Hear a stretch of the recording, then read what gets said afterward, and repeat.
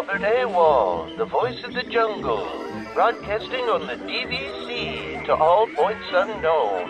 If you're within the sound of my voice, you're listening to Welcome Home Podcast on the DVC.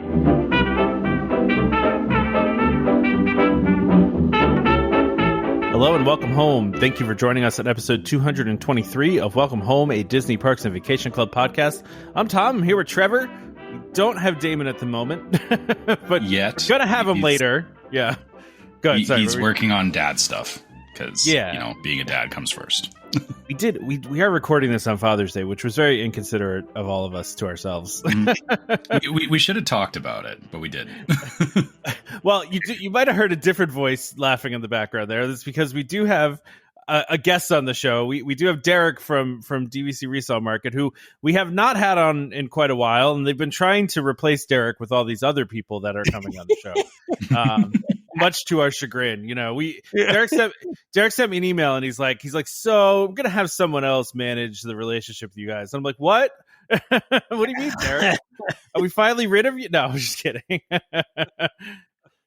I'm so glad to be back. So thank you guys for having me on my home away from home. So I love being here, and happy Father's Day to all the fathers that are out there. So yes, definitely happy Father's Day. I actually Googled this morning. I was like, does everywhere celebrate Father's Day, or is it like a very like North American thing? Because I knew Canada, like I knew you guys did it, Trevor, but I was like, is this like a universal thing, or is it just like here? Right. And, it turns out that it's like us, Canada and United Kingdom, like all celebrate at the same time. And then other places celebrate it at different times. So I learned something new today. I like learning new things every day. So nice. Wait till you get to Arbor Day, Tom. Arbor Day. Well, I always get thrown off because Trevor's got different, he's got a different Thanksgiving and it's the same kind of holidays, but we have different names and yeah, exactly. Yeah. Like you have a different Memorial Day, right? It's like Remembrance Day in November. Yes. Yeah. I always get thrown off by these things. Pesky Canadians, I tell you. So Derek, we always have new listeners. So, if you want to give your 1 minute elevator speech of your background and what you do at DVC Resale Market. And if you haven't heard Derek on the show before, I mean, it's been a while, I think, since we had you on. I don't remember the last time we've had you. But I think a couple of months. Yeah, probably a couple of months. So, I'll give you a quick, 45-minute elevator speach about myself. And you could probably give us a 45-minute background. I feel like we verged on that at times. So I will keep it so quick and clean. Hi, my name is Derek. I like long walks in the rain. I'm a Scorpio. I worked on at the Disney beach for like. You live in Florida. What about the beach? Of course, I worked at Disney for like 20 years. Sold DVC for like 20 years. I've been an owner of DVC for like 20 years. So, I love what I get to do. And here at the DVC Resale Market, seriously, we just get to help you buy it. We help you sell it. That's what we do. So that's what we always stress, from the mountaintops is just, do your research, and DVC is the greatest thing on the planet. I love my DVC. I've had it again for like 20 years. But again, do your research. And that's why folks wind up with us, because we are the number one company in the whole entire world. So just do your research.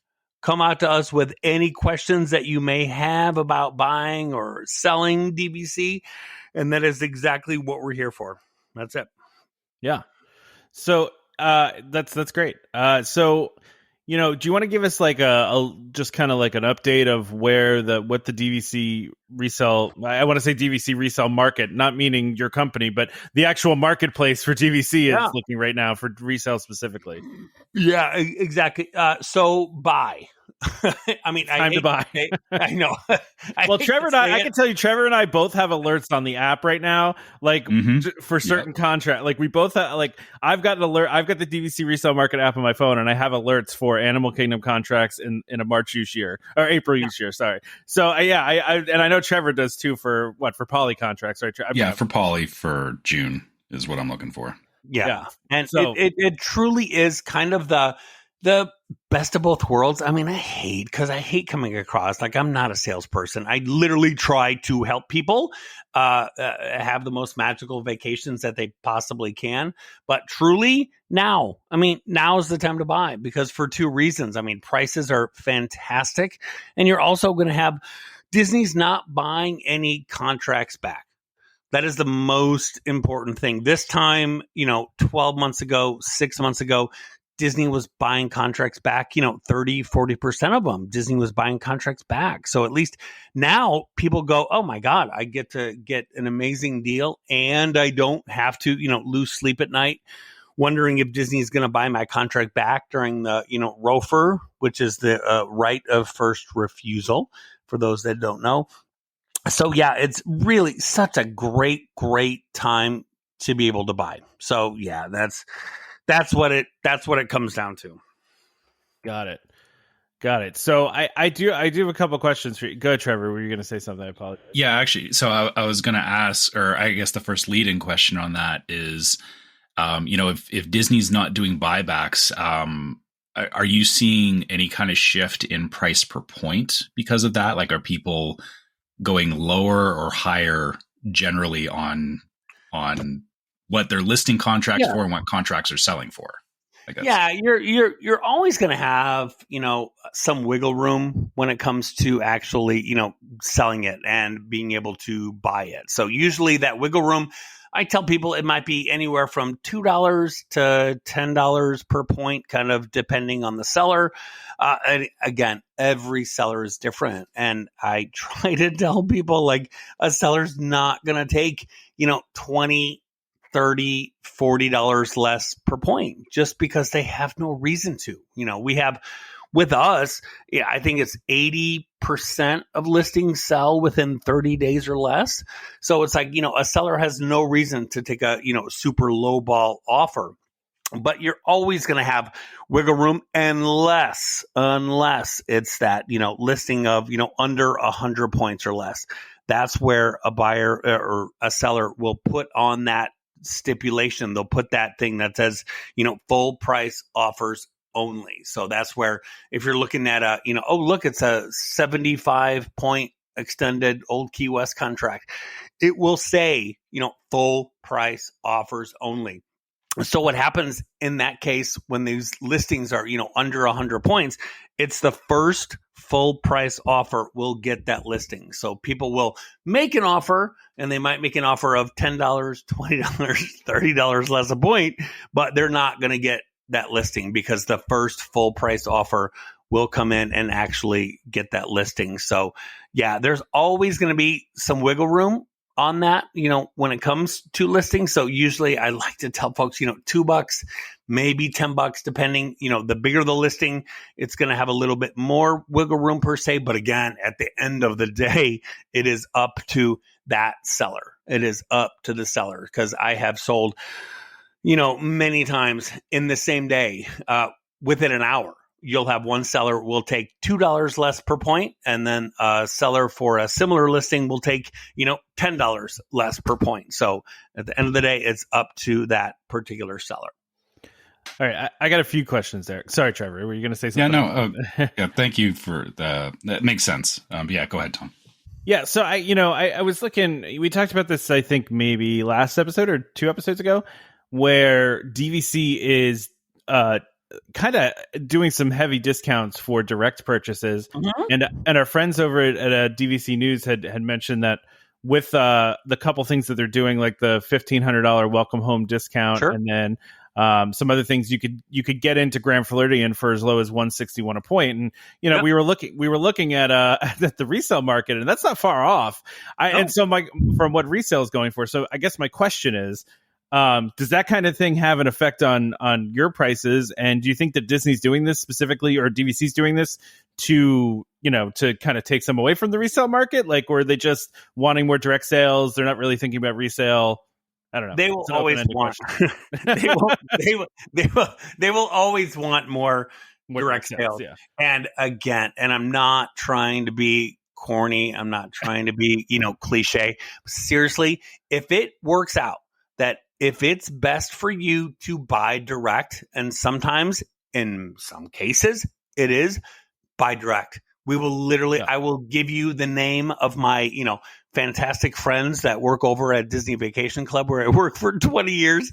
If it makes sense for you to buy direct, buy direct. That is what I love most about my job, is being able to truly, at the end of the day, say what works best for you. If it works best for you to buy resale, great. We'll give you all the reasons to go ahead and buy resale. If it makes sense for you, if there's some crazy Grand Floridian deal that's going on, then buy direct from Disney. Like, truly, because we know that you're going to add on points. And when you add on points, if you leave us with a, great, feeling and a great taste in your mouth, then you can add on points with us down the road. But yeah, it's like, Disney will sometimes, they always want you to feel that FOMO. They always want you to feel the fear of missing out, of, being able to say, if you don't buy from us, we're probably going to open a resort on the moon in,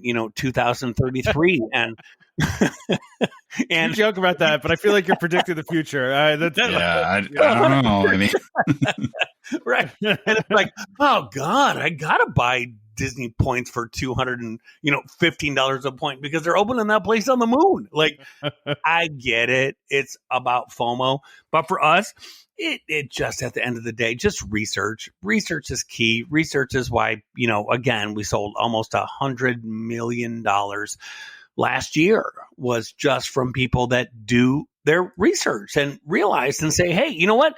I want to buy the resort that I need, not the resort that Disney, necessarily, tells me to buy. But at the end of the day, it's like, we will literally tell you, we have no qualms telling you we're not going to pressure you either way. If it makes sense for you to buy direct, by God, then just go ahead and buy direct. We have no problems with that. But yeah, Disney will always have, some kind of deal that comes in and then comes out. And right now it's a crazy deal for the Grand Floridian, It is. Yeah. 161 a point is crazy if you can get it down to that, right? Like, that's yeah.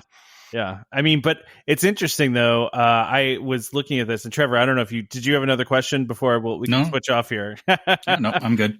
No, to your point though, I'm a big fan of the strategy, and because this is what I did, and Trevor, this is what you did too. Is I bought my first contract direct, and then I bought my additional contracts resale, right? Like, that just makes sense to me to do it that way, right? Like, you get the best of both worlds.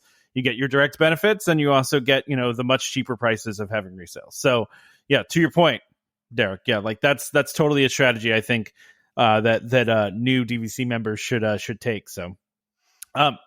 So I was going to ask you, Derek, this is out of left field because we did not prepare you at all for the questions that we're peppering you with here, which I like. Good. No, I like it. Here we go.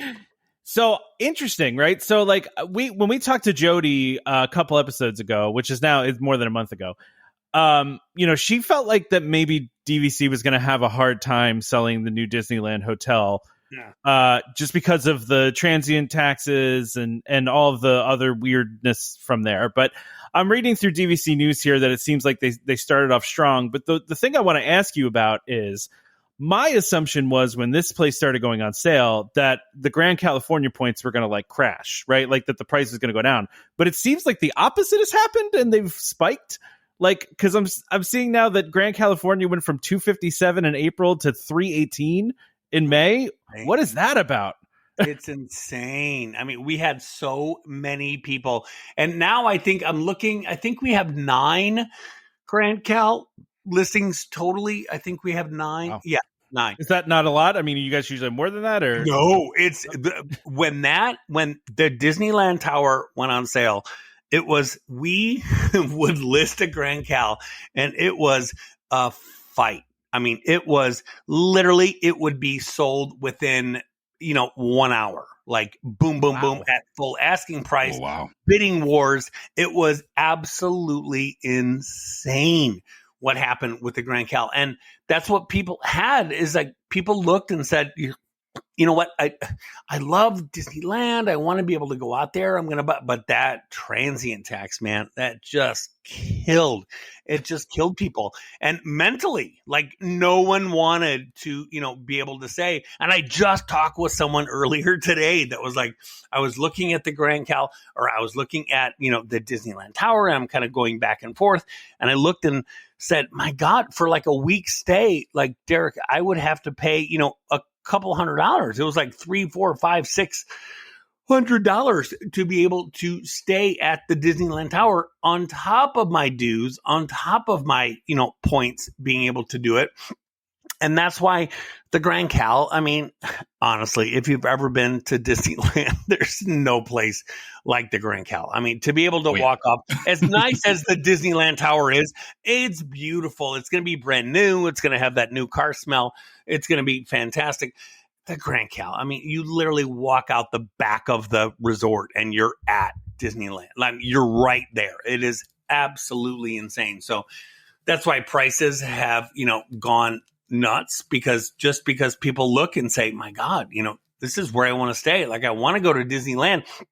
I always tell people, like, listen, here's the deal. If you buy DVC and you live and you primarily visit Disneyland, you need to own the Grand Cal. Like, I'm not just saying that because it's, expensive per point, but you need to own it because there's one.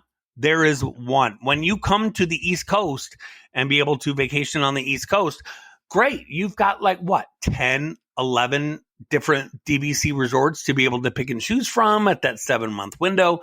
When you go out to Disneyland, you got one, and there's only one Grand Cal. So that is why it is always, always, always going to be, more per point. That's why it's always going to be so insanely popular. And that's why it is always going to have people, that look to say, hey, you know what? I'm an owner. I have tried for years to get into the Grand Cal at 7 months. I can't get in. So I'm going to buy a contract of maybe 100 points or maybe 125 points, just so every other year I've got that 11-month window to be able to book to get into, because you just can't stress enough how hard it is to get into the Grand Cal. Yeah, I'm sure, to your point, I bet some people were waiting, like Trevor, right? Like this happened to you, Trevor. You were waiting for this to go on sale. And then once you saw the details, you were like, no, I'm not doing that. So actually, kind of to your point, Derek, is what happened with us was we were really looking at the Disneyland Tower, but then, the transient tax thing came through, and that just put a really bad taste in our mouth because, like you said, it was, hey, for a week stay there, it feels less like staying on points and more like, well, I'm just getting like a discounted room because you're still paying that couple $100 in transient tax, right? It is truly, Trevor, the thing that I shout from the rooftops for, over 20 years is like the best thing about DVC is you check out and your room bill is zero. Yeah, exactly. Your room bill is zero. That is the best thing. If you're staying at the Polynesian for, which is normally, $800 a night plus, 12% tax and blah, blah, blah. It doesn't matter. You check out as a DVC member, your room bill is zero. If I was going to stay at the Disneyland Tower and checking out and say, oh, here's my room bill and it's $500, I'd be like, wait a second. And I pay dues on top of that? Like, no, it takes all the fun out of it. Yeah. Right. Exactly. Yeah. So the funny thing is that, so back to how we mentioned earlier that we're in the market for another poly contract was the Disneyland Tower actually made us switch gears, that we decided what made sense for us was we were going to get more points at the poly. So that's what we're looking for right now. And then the intent is that from time to time, we will go to Disneyland and we may stay at the Disneyland Tower and just accept that the transient tax is a thing.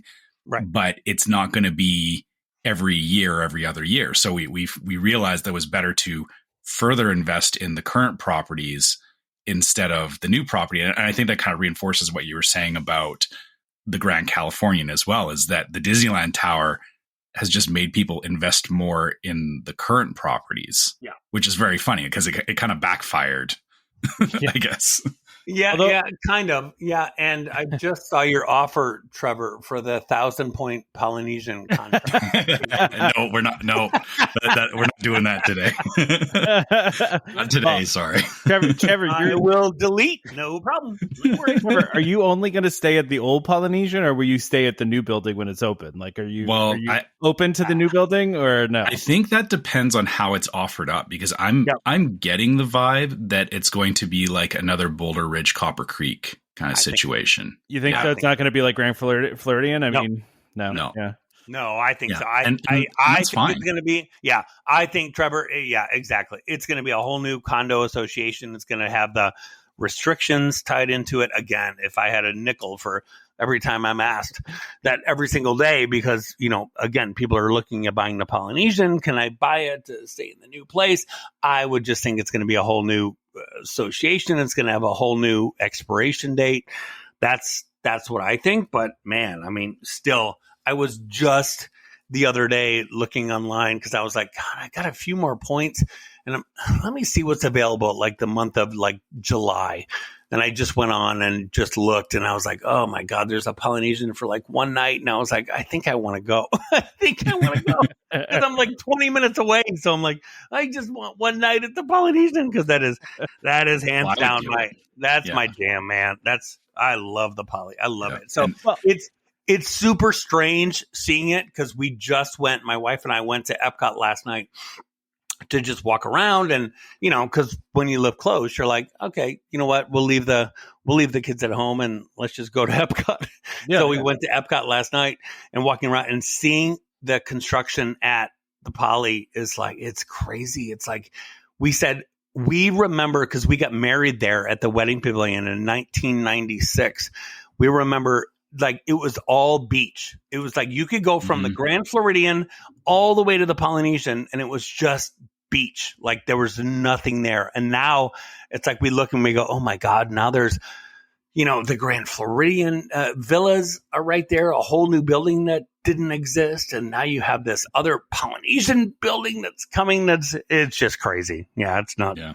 Well, Trevor, whether or not you'll buy into it or not, will you actually stay there? Or are you going to be like a Poly purist and stay only at the Poly? So yeah, and I almost, I feel like I shouldn't say this too loud, and I know I'm saying this on a podcast for people to hear. That's right. No one's listening to this now. But it feels like us staying at the Poly, because of where the buildings are for DVC and everything, we kind of feel like it's a secret spot for, like, nobody knows how you can get over to the TTC and all that. So it's like, I don't actually want to stay over at the new building necessarily, because it doesn't connect to everything the same way that the current Poly buildings do. And like, Derek, you kind of know what I'm talking about, right? Like everything's very accessible. And I feel like the building on the other side won't be as accessible. And that's actually a lot of what makes me feel like I don't even really need to stay there, even if, even on a 7-month. Right? I know there's something, Trevor, which exactly, like, I feel like, excuse me, there's something about staying in a place that was built in 1971. Like, there's something about staying there that you're like, I'm at the Poly, and I'm thinking at the place the that the Beatles broke up, right? Like, it's right, exactly. Not in the DVC rooms, just so we're not in the DVC, the main hotel, but still. And it's like, you wonder how is it going to work with transportation? Like, how is it going to work with, like, boats? How is it going to work with a monorail? Like, is it another monorail stop? Like, there's a lot that I just, am not a fan of, just because I love that feeling of just, being at the Poly. And I always tell people, I say, if there's one resort that I could go to for just one night, like, what is it? And I feel like the Poly is that resort that you feel like you're 100% at Disney. Like, there's no ifs, ands, buts about it. You look across the water, you see Cinderella Castle, you see the monorail, you see the Contemporary, you see the Grand Floridian. Like, it is 100% Disney. That if you were going to send someone to say, hey, where am I? Like, I'm at Disney. As much as I love the boardwalk, I love the boardwalk, I love the beach club, people still to this day may not even know where that is. I mean, I talk to people every day that are like, I've never even been to that boardwalk or beach club area, or I've never seen Crescent Lake, or I've never seen. Every single human being on the planet Earth knows when you're at the Polynesian. There will never be, and I tell people to this day, and that's what I love, is like, you're literally, like, if you're buying the Poly, like, dude, you literally are buying a place. There will never be a place directly across from Cinderella Castle. You'll never, ever, ever have. I don't even care if the new, building, whatever it is, the original Poly, to sit there in that pool, to stand there on that beach and to look at the original, it's a vibe. Like, it's unreal, just, man. It's just such a vibe. But I'm going to make a bet back to your monorail comment. I'm 100% betting on it's going to be exactly like the Grand Californian, that the monorail runs right through the Grand Californian, and you get excited going, "Ooh, the monorail's here!" But it doesn't stop at the Grand Cal, right? You know what I'm talking about? Like you got to walk like 5 minutes the opposite direction to actually get to the stop. Yep. It's going to be the same kind of thing. Is that people staying at the new tower are going to be like, "Ooh, there's the monorail," and then they realize, "Oh, I either got to walk to the Grand Floridian or I got to walk over to the Poly to use the monorail." 100%. It's going to be shared transportation. 100%. Yeah. And all the more reason to buy a resale contract. That was good. There we go. Just to go back to the tower at Disneyland. So our friends over at DVC News reported that in the first 2 weeks of sales, that 1,151 deeds were recorded for 147,000 points. I don't know if that's good or not, but they're saying that that's pretty good for the first 2 weeks. So, but I'm curious, Derek, do you feel the same way as Jody? At like some point, they're going to have a hard time selling over at Disneyland Hotel, or do you think there's just been so much pent up demand that people are going to look past the transient tax stuff? No, I think they will absolutely have a problem selling. And I say that just because I remember, working there, for, 20 some years, it was always what you want to leave your guest with is zero indecision. Now they have so many properties that Disney is selling. It's honestly comical. It is the worst case scenario, meaning, people, what you don't want a guest to say is, "Wow, this is fantastic. I love the club. I just need to go home and think about it." Yeah.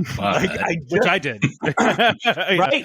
I just need to go home and I just want to figure out which resort is going to be best for me. That is the worst case scenario. The best case scenario is, when I'm selling, is that, listen, if you're a guest and you're here at Walt Disney World, we are selling the Grand Floridian, right? That's it. Now they literally are selling the Grand Floridian. They're selling Riviera. They will soon be selling Polynesian. They are selling Alani, which they will to the year, 3042. They're always going to be selling that. And then you throw in the Disneyland Tower. So you throw in all this stuff that guests, it just gives them too much to think about, and that's with us. It's just always that thing like, hey, research is key. Like, take your time, do your research. We want you to buy what you need. That's the most important thing that we always stress. Every single agent here will always say, hey, what do you need to buy? Not just what do you need to buy. When you're a direct guide for, Disney World, it's you get paid more to sell whatever that active live product is. So if however, you're with a guest that says, you know what, I really love the beach club. That's going to be best for me. That's a resort I primarily want to be able to stay at. They will sell it to you or try to sell it to you, but they don't get paid as much as if they sold you Riviera, as if they sold you the Grand Floridian. So that's always keep that in mind, that with us, that's what I love about it, is just being able to, get the guest to what they need, like not just the, $215 resort that Disney wants you to buy. It's just what is going to be best for you, because there's some guests that say, God, we love, again, the beach club, that's where we want to buy. So if I had a nickel for every time I always hear. So we love the beach club, but I see that you guys have some contracts for Vero Beach for like, $50 a point. The Vero So, Beach question, yeah. yeah. Mhm. So I think I want to buy Vero and say it. I'm like, no, don't do that. don't. Like, it is truly about finding what is best for you. And there's some resorts that truly are so important to be able to buy, to be able to book at that, 11-month window, 10-month window versus the 7-month window. If you're not, gonna book far out, if you're like, hey, I book, 5 months out, 4 months out, 3 months out, then just buy Saratoga. I mean, honestly, Saratoga is always the best bang for the buck in terms of dues, in terms of deed, in terms of, price, in terms of, selection you're going to be able to find. Just do that. But for us here at the DVC Resale Market, it's all about just, let us help you find what you need, not just, buy whatever the hot resort is, of that day. That's it. I've got 2 more questions, but Trevor, I don't know if you have any questions. No, I'm sorry. I don't I'm want to good right now. Yeah.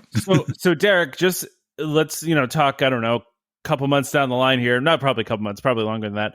So when the villas at Disneyland Hotel, when those contracts start hitting the resale market, I'm assuming you based on your feelings, they're going to be priced lower than Grand Cal, right? Just based on Grand Cal's proximity to, even though they're going to have a longer contract length. Yeah. Yeah. I mean, it's like when Riviera sellers, come to us to, be able to sell. It's always because it's got the restrictions that Disney put on it, right? So it's, when you buy, in case anyone wants to know, disclaimer, when you buy a Riviera contract on the resale market, you could only use points at the Riviera, right? So therefore, people that look around to say, I want to buy a DVC contract. Oh, there's the Riviera. That looks awesome. Well, I just want to remind you that you could only use it there versus any other Disney Vacation Club resort you could use at all the Disney Vacation, right? The original 14 Disney Vacation Club resort. So when sellers come to us with their Riviera contracts, it's, it's sometimes can be a painful conversation, just, saying, okay, so we're going to list it for XXX. And they're like, oh my God, I bought it for, $200 and some a point. And we're telling them that you got to list it for $140, $150 a point. And they're like, well, why? And we're like, well, because Disney put that restriction on it that, a buyer can only ever stay at Riviera. And the whole point of Disney Vacation Club, that's what people love about it, is being able to say, oh my God, I own this resort, but I could stay at, 14 other Disney Vacation Club properties. So a Riviera seller is just going to be tough. And the same thing is going to happen to the Disneyland Tower. It usually takes, Tom, about a year, usually. Yeah, about a year. Okay. Yeah, about a year. And, it's never fun because no one ever buys a contract and, wants to sell it within a year or even 2 years or even 3 years. When they do sell it, it's usually, times of duress. I have to sell this, my lifestyle change, or I'm going through a divorce or whatever it is. But yeah, we're going to have to tell them that, that value is just not going to be what it was when they bought it. And that's where we tell people here, it's like, listen, if you buy a contract in Saratoga, okay, so buy it from us. It's $120 a point. When you turn around and sell it, it's probably going to be around that price versus, buying something from Disney for $200+ a point. So no one ever buys a contract. And I always tell people, and I see people on, Facebook groups, and I see people all the time like, oh, we just bought, and, we have no intention of selling. Nobody has intention of selling their DVC contract. I mean, truly no one does, but life happens. There is a reason that we sold $95 million of DVC last year, is because life happens. And that's what we're here to do, whether it happens in 1 year, whether it happens in 5 years, 20 years, whatever. But it happens, and people have to sell their contract. And that's why Nick started this company. It was, so many years ago, it was just so many people would say, well, what happens if I have to sell it? And there was no alternative. There was no call Disney and see what they say. So here, at least, you're able to deal with people that worked at Disney and, get that same Disney experience, whether you're, buying or selling it. Because again, selling it is not anything that anyone thinks of when they actually buy their contract, but it happens. It happens every single day. All right. I do feel like I understand what you're saying, Derek, but I feel like those people that are selling the Disneyland Hotel, probably, I feel like resale buyers maybe won't be as turned off as the Riviera, only because of the fact that there's only 2 options in California. That's true. Yeah. Right. I guess. Yeah. Sure. I guess because if it's like, well, you can only stay here, it's like, well, fine, I'm going to Disney anyway, or going to Disneyland anyway. Yeah. But I feel like it's worse at the Riviera. Again, this is just a perception thing. I guess we'll see how it plays out in a year when contracts start showing up. But I just feel like the perception is worse at Riviera because, like you said, there is all these other resorts around it, and it's like, no, you can only stay at this one, right? So yeah, that's just my take on it. So good point. Yeah. It's a good point. I hadn't really thought about. Yeah, no, I mean, people that out there at Disneyland, they need options to be able to use their, DVC points to be able to stay there for. And again, I think I maybe mentioned this on a show, 34 years ago when I was on. Feels like we've been on for that long. Yeah, exactly. I remember selling the Grand Californian when it first came live, and it was a live product. It was this, and then it was Animal Kingdom, I think, were the 2 live products that Disney was selling. And nobody wanted to buy the Grand Cal. I mean, no one.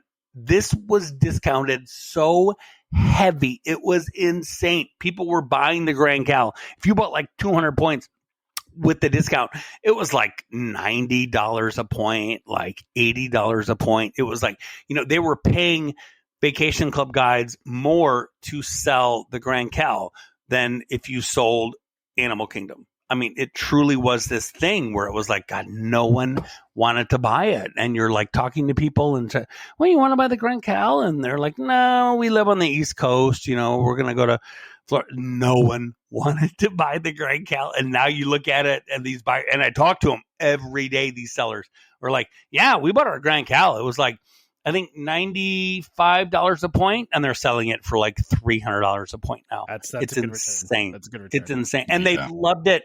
They've used it. They've loved it. I always tell people, I bought my, boardwalk points. I think I paid, God, $80 some a point. I think back in 1999, I think I paid. I could turn around and sell mine for, 120, 130, dollars per point. And it's but I never will, because I'm constantly out of points. I'm literally stalking people and oh, I see you have points that are expiring. Can I buy them from you for because I just want to go. You have people that sell their contracts and they look at this and go, God, you know what? I've enjoyed, 10, 15, 20, 30 years of vacations, and I'm turning around and actually making money off of it. Not that I always stress to people, it's not a, financial thing. You don't buy it to be oh, I'm going to make money off of my, DVC. But the point is, at the end of the day, and anybody listening, want to stress, if you have not bought Disney Vacation Club, pull over to the side of the road. And I just want to stress, you're giving Mickey your money anyway. You are spending money renting hotel rooms that go up on average 10 to 20% each year, plus 12.5% sales tax.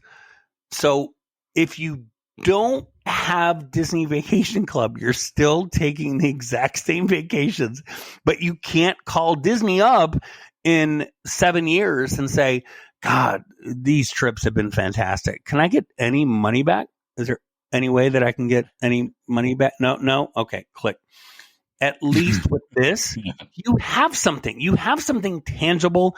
You own it. You're staying in the best resorts that you could possibly stay in. You're staying in deluxe resorts for what people pay to stay at like moderate resorts. Like someone just told me that they stayed at Port Orleans and it was $399 a night. Jeez. To stay at to Port pay Orleans. that for Grand Cal. Yeah. Yeah. It kills me. It kills me. So at least with this, you own something and your trips are going to be better. You know what I mean? That's at the end of the day. That's what it comes down to. I wish I did this sooner is the thing I could have sold 10,000 t-shirts on is the mantra of Disney Vacation Club. But again, I'm sorry, your trip staying, Trevor knows, at the Polynesian is way better versus staying at a, quote unquote, great rate at the, All-Star or at Pop Century. Yeah. Your trips are better. Life's short. Life's too short. Well, Derek, we need to wrap you up so you can get back to your Father's Day stuff. So if you can answer this next question in like a minute, that would be cool. I just wanted to know what you felt about, like what you thought about DVC adding cabins at Fort Wilderness. Yeah, I think it's great. I mean, you know what? Hey, the more places that you can use points, the better. So for Disney Vacation Club members, the more places that you can use your DVC points to be able to stay at, I think it's great. That is definitely a unchecked world out there. So for folks that have never been out there to Fort Wilderness to be able to, be out there and walk around, it is literally a completely different world. And that's kind of what I love about DVC is like, when I stay at Copper Creek and we're kind of debating, we have one night, should we snag it at Copper Creek? Because it's a completely different world. You're not like, you don't see a monorail, you don't see anything. You really do feel like you're completely far removed and away from everything else. So I think, the more I was kind of shocked that they wading into the moderate territory. Because again, the whole point is they're going to then be selling something else. And that's my first thing went back to being a Disney Vacation Club guide was like, holy crap. Like, my God, you're literally going to give price sheets for people when you meet with them of like, 5 different resorts to be able to pick and choose from. Oh, do I want to buy the cabins? Do I want to buy this? Do I want to buy Alani? Do I want to buy Grand Floridian or Riviera? Or it's just a lot. It's a lot. Again, it's agreed. Yeah. It's fantastic that they're building more rooms. I wish that they would announce sometime soon that they're building another park to put all these people would be great. So well, Derek, thanks so much for coming on. We appreciate it. How can people get to you? How can they reach you? Yeah, you guys can always feel free to reach out to us at the dvcresalemarket.com is our website. You can, if you have any questions directly, feel free to shoot me an email at Derek, DEREK, at dvcresalemarket.com, and any questions you guys might have. And hey, if anybody makes an offer, if you feel like this might work for you, then definitely put in the comments that you heard us on the Welcome Home podcast. Dude, we have a drop down now, right? We're in the drop down. Yeah, we're in the drop down. So select this. You guys are official. Yeah, there you go. All right, thanks. So a lot, thank Derek. you guys. Thank you guys so much. Thank you, we love our partnership with you guys. You guys have the best audience, and I've met so many friends and over so many years of being able to work with you guys, and we just absolutely love it. So thank you guys so much. Thanks, Eric. So let's go ahead and do our ad. We're sponsored this week. This episode is sponsored by DVC Rental Store. The DVC Rental Store, a World of DVC company, offers magical vacations at incredible value. Save up to 60% off retail rates at premium Disney resorts. DVC Rental Store now includes deposits as low as 25% at the time of booking and a built-in cancellation policy for every reservation. And as always, DVC Rental Store pays out the most to members looking to rent their points. Want to learn more? Go to dvcrentalstore.com or call 1-855-DVC-RENT. That's 1-855-382-7368. And be sure to let them know that Welcome Home sent you. Also, if you go on their website, you can select us from the drop-down, as you've heard about them on Welcome Home Podcast. All right. Well, thanks to Derek for joining us. Always good to talk through some DVC stuff. So, yes, do you want to talk about your trip? You just got back now, so... Just got back, a little bit busy today. Swim meet that was kind of running over time, so I wasn't able to come in the beginning. But yeah, so it was an interesting trip. It was definitely a different trip. We got to do a lot of interesting things and went to some pretty interesting places. So we were at Gaylord Palms for 2 days and then at the Treehouses for 3 days. I wasn't a fan of the tree houses. I mean, we can kind of get to that. I'll kind of go in order of, our trip. So, we're big Gaylord Palms fans. I mean, it's always a nice resort. And the reason we were doing that is just, just a points thing kind of, and because the kids really enjoy kind of the layout. It's got a layout where it's rather large and there's just kind of a lot to look at and see. So you could look it up online, but in the center of it is kind of like this old kind of Spanish sort of castle. It's pirate themed, kind of, sort of. The hotel in itself has like a ship inside on one of the restaurants. Like there's a restaurant that's on a ship that's in the water, and there's alligators in the hotel, and there's a couple koi ponds and some waterfalls and things like that. So I like it. Tom, I know that you were saying it didn't get a lot of great reviews. I just went to look it up to check it out. Yeah. Because I was like, let me look at the pictures of this place. Because Damon's always talking about it. And I was like, this isn't all that well rated on TripAdvisor. I'm surprised. So, yeah, I decided to go look at those as well.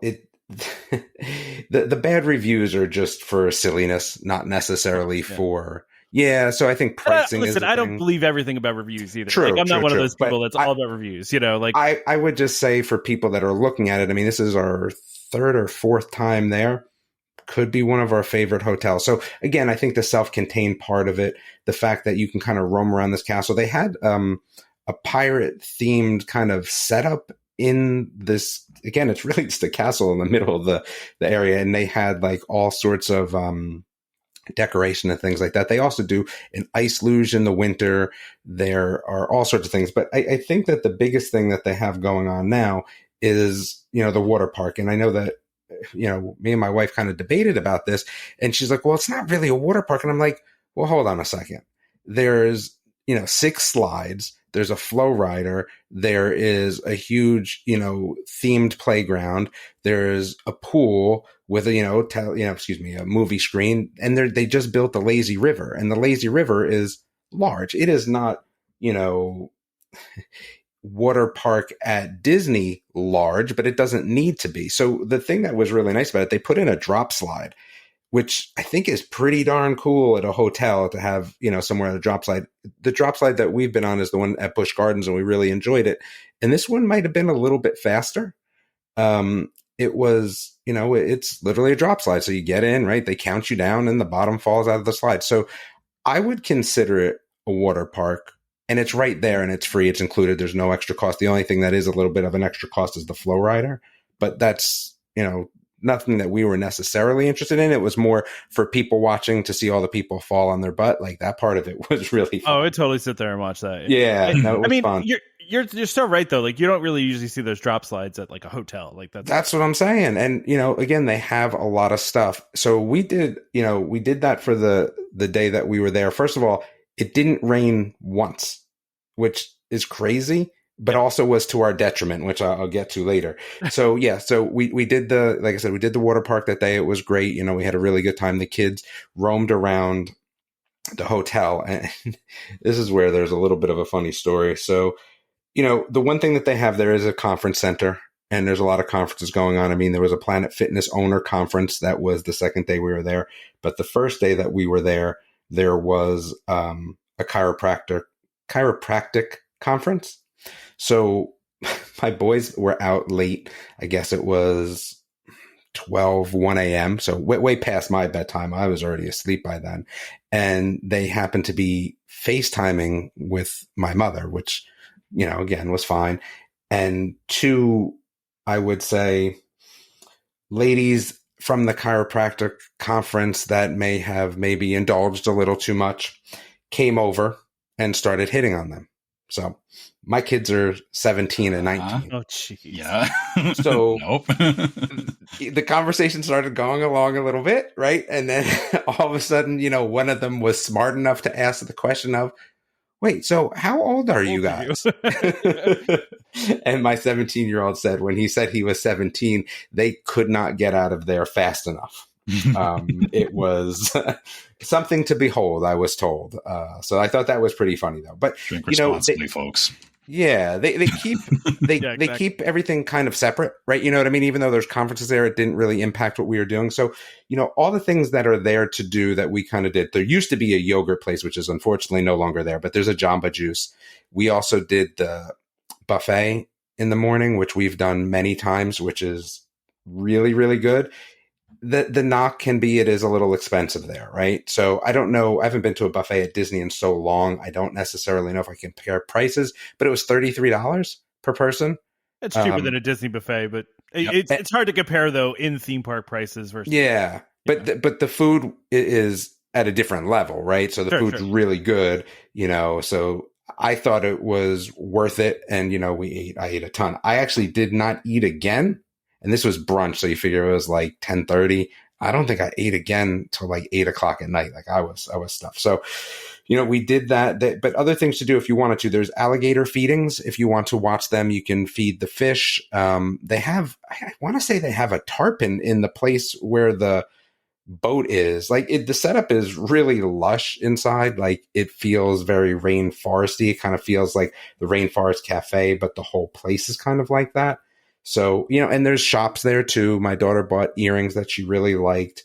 There's a lot of information. There was some AR sort of thing you could do. And, it showed you different animals and gave you information on them and things like that. So there really is a lot to do. You don't necessarily have to leave, but we decided that we were going to go the second day and grab dinner. And we went to this place. I think it's called Your Old Town or something like that. It is. I sent you guys pictures. There was a Tilt-A-Whirl from the 70s. There was an A&W place. There was the place that, you stick your feet in, the fish eat off the dead skin. And then there was like a magnet place. And then there was a boba place. And this was the craziest place I had ever seen. Outside of the Jersey Shore. So I think it was actually even a little bit crazier because there was just some things that I don't even know if the Jersey Shore would do. So there was a haunted house in the middle of this place. And I just don't even know how to act about it, right? Like I saw it and I was kind of like, wait, what? Like there's a real haunted house. The thing that really kicks it off is that there was, what is that again? Annie's Pretzels? Annie Ann's? Yeah, Annie Ann's, right? Yeah. But instead of like pretzels with drinks, the thing was like, oh, well, we have the coldest beer ever. And it was all about beer. And then, we happen to have pretzels. But there was a cage that had like an animatronic in it that was like in an electric chair. Like it was just bonkos there. Yeah. And there was also... there was bars there. So the food we got was not bad, but it was a sight to behold. I don't think I'd ever go back, but it was definitely an experience. it was an experience, but it was an experience. And where were the boys? It was just me, my wife, and my daughter. I don't think they decided to go for whatever reason. I don't even remember, but they decided not to go. So it was just the three of us. And the parking was also terrible to boot, right? It's not even like the parking was, it was like, there's no way I was getting on the coaster that they had there. And then they also had one of those, bungee It's one shoot of you those up in the places air. that had a rickety coaster that looked like it could. Oh, fall it apart was at any rickety. moment. And they also had one of those bungee shoot you up in the air things. Oh God, no. Yeah. No, thank you. No. No, thank you. But it was an experience. And the food was good. And, how many places do you see in A&W? I didn't even know that they existed anymore. Honestly, I thought that What? they were gone. Yeah. Well, You hold don't on. really have them down here as much. Not we anymore in the used to. They're States, gone, though. Trevor. Yeah. I don't know. Are they What? still in Canada? Oh, they're everywhere here. Yeah. Really? Not in the States anymore. I ate at A&W like 2 days ago. Really? Yeah. I mean, you're Yeah. lucky. They all kind of Whoa. got pushed out by, McDonald's and kind of some of the newer places, like Yeah. Five Guys and things like that kind of pushed Okay, them all them that's out. bonkers to me because I thought A&W was just another like everywhere kind of thing. Because we have all like the McDonald's and Wendy's and everything, but that really According to surprises me about A&W. According to Wikipedia, they have 600 locations in the U.S. So, or no, Wow. sorry. And it's, Yeah, I'm surprised because I haven't seen one in a long time. I haven't either. And we used to see them a lot Oh my on the East goodness. Coast. Maybe they're more higher up in the Maybe, I country, don't know. which would Yeah. make sense if Canada still has a lot. But anyway, I feel bad for you now. yeah, I mean, I agree. I Well, agree. So, Damon, you probably grew up with Stewart's too. Like we I used to go did. to Stewart's all the time. Yep. So yeah. that play, they would, similar kind of deal. But like we would go to Stewart's all the time and get. I believe there was an A&W in the Short Hills Mall, though. You might be right about that. And if I remember correctly, it was bought out by Johnny Rockets that I know who owns it, which was unfortunately disappointing because A&W. But anyway, that was kind of our trip at Gaylord, which again, the kids, really enjoyed, but there is a cost that's associated with it. You have a high food cost. And again, it's not DVC. So you are laying out money. We had to do 2 rooms. We got them across from each other. They weren't connected and that was fine. The gym there is also very nice. So the kids really enjoyed that part. And then we were off to the tree houses. So we stayed at the Gaylord Palms Saturday night, Sunday night, and then went to check in at the tree houses on Monday. Our room was available early, which was nice. But then it kind of, so we show up to our cabin, room, tree house, whatever you want to call it. And they're like working on the stairs. And it's like, okay, well, I can't get in if there's no working stairs, right? So, because it's an up a level from the ground. It's not like you can walk in another way. So that was kind of like, it wasn't annoying, but like kind of was annoying. You know what I'm saying? Like at the end of the day, because we're checking in that day, like, but they're busy. And I guess maybe that was the only time they had. So, it was 1 o'clock. You got 11 to 1. Anyway, so better than not having working stairs, though, right? So yeah, so they fixed the stairs, which was good, and then you're kind of like, oh, I hope these stairs hold up because at the end of the day, like those are the only things really getting you in and out, and there's not like a lot there otherwise. So it was fine. The room situation, I would say that with younger kids, it would have been fine. I know that there's bunk beds there. I don't know what necessarily we were thinking because there's 3 bedrooms, right? So you would think it sleeps 9, we're 5. You think we would be good. Yeah. Yeah. Not so much because my middle one can't fit in the bunk beds, right? So they're too short. Like too short. Yep. So that caused issues because that other bedroom doesn't have 2 beds. It only has 1. So then, okay, my 19-year-old is in the bunk bed room. The 17-year-old is in the other room. So my daughter foolishly thought that she was going to be sleeping in the bunk bed room, to which my 19-year-old informed her that that was not going to be the case and that she would be on the couch still. So there was, and then the bathroom situation is just kind of weird too, because yeah. It was fine for us, but I think you'd have to almost have younger kids if you're going to benefit from the bunk bed room. Yeah. You know what I'm saying? Yeah. And like for us, that was definitely not the case. So I don't think that I would probably do it again. And then the other thing was back to it didn't rain. So that meant the boat was closed. So yeah, I saw that they had the boats closed because water levels were too low, which I thought was crazy. Yeah. Well, I went and looked.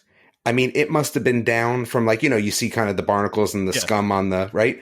It was down like 1.5 feet to 2 foot. Wow. Like a lot. That's crazy. Yeah. So when you're there at tree houses and the boat's not running, kind of sucks. So yeah. Right. So walking, well, first of all, the buses between Saratoga and the tree houses, in theory, run every 15 minutes, but only from the Springs, which is the last stop. So when you think about that, there's a lot of time. So what happened was they all decided to go to Disney Springs one night. I think it must have been the first night that we got the tree houses. Took them 45 minutes. Jeez. With the buses. Right. And that's kind of the dilemma, because you're the last stop coming back. You're the last stop at Saratoga. And then it could be 15 minutes before you get on the treehouse bus from the last stop and then back to the tree houses. So that was kind of the dilemma part about that. Now, what we ended up doing is walking to Disney Springs. It's a mile, but it was hot. I was going to say it was probably really hot out. It was 98 degrees out. So it wasn't like it was 80 something. It was 98. It was hot. So did it, a few times, but it was brutal. And, coming back it is almost even worse, because going there, you kind of got a little bit of like, hey, whatever. But it was hot. When you're done and you just want to get back to your room, that's the worst time for that. Well, and the other thing too is that we all walk at like different paces, and you don't think about that when you're doing other things, but like my wife and my daughter walk faster than the three of us walk, and I probably walk the slowest. So all of a sudden they're farther. It's not even like it's a walk where you can kind of all be like, oh yeah, this is nice, because it's so warm. The people that are fast walkers are just like, hey, I'm going back. Like, you can melt out here. Too bad for you. So yeah, there was a lot of walking. It's a lot more walking than I thought. But the benefit of that is I feel like, well, first of all, I'm so out of shape. I will say that I'm so out of shape, and I wanted to like lose a little bit of weight before I went to Disney, because I know I would be overeating at Disney, but it almost didn't matter. Like I didn't lose any weight before I left, and I came back the same weight, even though like I stuffed my face most of the days, because we just did so much walking. I mean, it was hot. So yeah, so this was the thing about this vacation. So I thought, my wife had originally said, hey, I want vacations now where like I'm kind of relaxed, recover from work, recover from like kind of like all the things that, you have to do around the house, the driving, the this and that. And then my kids were like, well, wait, what do you mean we're not doing anything? Like, I don't understand. Like, wait, did you tell them beforehand you weren't doing anything, or not till you got there? You're like, no, beforehand. And it was like a disaster. So, when we were at the Gaylord Palms, the water park was fine. I mean, we played, we did a lot of things too. I played basketball in the pool. It was super fun. We did a whole bunch of things there. So that was fine. So then we go over to the tree houses, and they're like, hey, well, so what are we doing today? Like, do nothing. Well, what do you mean nothing? Like, we're not doing anything today. So the first day we didn't do anything, and the boys went to the gym. But, the problem was my daughter, my sons are really good with my daughter, especially on vacation, like including her and stuff and doing stuff. But, she was kind of like, well, hold on. Like, well, I'm not going to the gym. Like, what am I doing? And I was like, well, you could read. She's like, I could read at home. She's right. So like, it was one of those things. It was like, it kind of turned a little south, because it was, like everyone wanted to do stuff. So said, okay, I mean, if that's the case, we're not going to EPCOT until Wednesday. So that's Monday. So what are we doing Tuesday? Right. Like that was kind of the question. So we said, all right, we'll go to Disney Springs. And then we ended up booking foot golf. So, so it wasn't closed then. I thought you were concerned that it was closed or something, right? I don't even remember. Why you didn't do it before? Yeah. Oh, they're going to be closing it in the future. Remember, they're redoing it. So here's the interesting part about that. So we go to foot golf. We drive over to foot golf, and I'm sure Becky will have way more information on this than I will. But I guess they're separating the golf course and Shades of Green. Yeah. Okay. Yeah, they're closing that like walkway down. So like, because that's all the Shades of Green people were pretty mad about it. Well, yeah, but for the non-Shades of Green people, like for right now, it's a little bit of a disaster, because the road's closed to where you would normally go in. So you got to check in through the military part. Gotcha.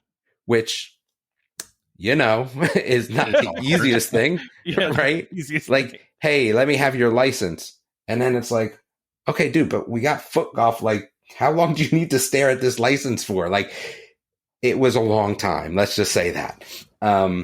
Anyway, so yeah, we decided that we were going to go over to foot golf that day, and it was fun. I actually ended up winning, which I don't even understand because how it's possible, how that's possible. But I think what happened was I had a few just like I guess again, what do we call them? Putts. Like I hit two like 25-yard out just nonsense balls, right? Like, listen, just like totally straight luck, just straight luck, absolutely straight luck.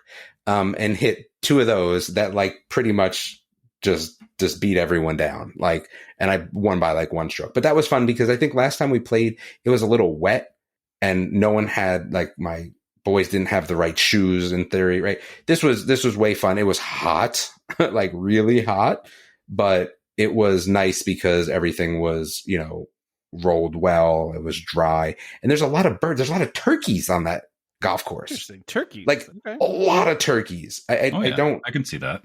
But like, so like gangs of like, 10 turkeys, like kind of eyeing you up. Like I remember Thanksgiving, like it, but they weren't those kind of turkeys though. They're the different type of turkey, but still like there was a lot of them. There's a lot of them. So that was interesting. So we finished that up and then we rolled over to, gosh, I feel like I'm getting the order of this wrong though. Yes, I am. So we went to CityWalk prior to going to foot golf, but let's just flip them around. So we did CityWalk a little bit earlier and we drove over there. Parking is expensive because, we're not staying in Universal. And really what our goal is to do the mini golf and then eat there. So the mini golf is really, really nice. I don't think I've seen a mini golf that is in that great of shape ever.